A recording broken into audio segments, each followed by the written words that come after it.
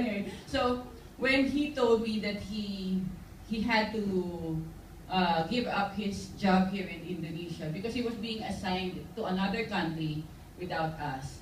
So he decided to give up that opportunity.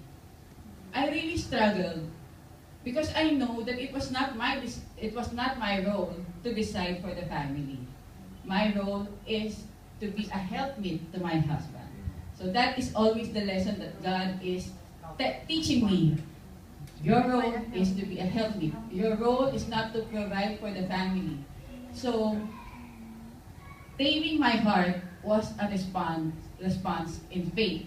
Faith in God, and faith in my husband. So I had to pray for myself and for my husband that, Lord, make sure that he is following you. so it was a response. I chose to respond in faith. And amazing, it's really amazing that God told us that those who love Him, obey Him. So, it's like, if you really love me, you will obey my command. So I have to respond in obedience. And obedience on that part is not telling my husband what's the next thing to do.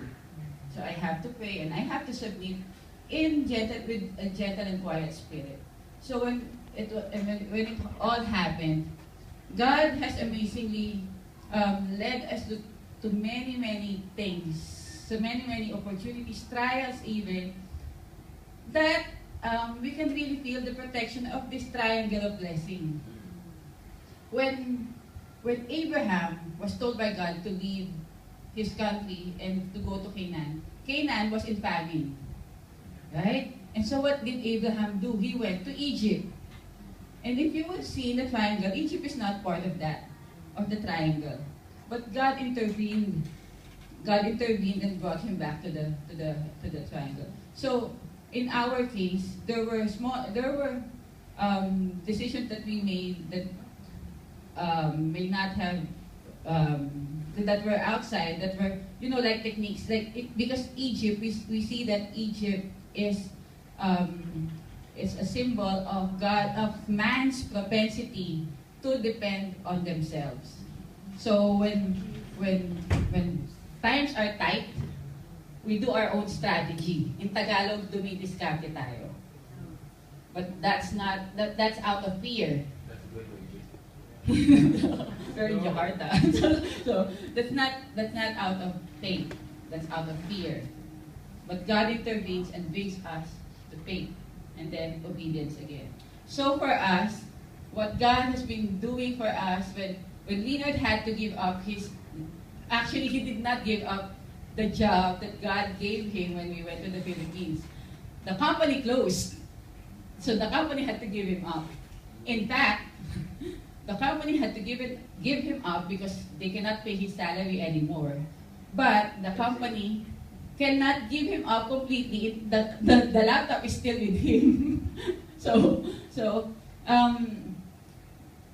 And then God opened another way. So he has been looking for a job, but God had other plans. So instead of a job, he gave us a client. So even me, I also looked for a job when I was in the Philippines.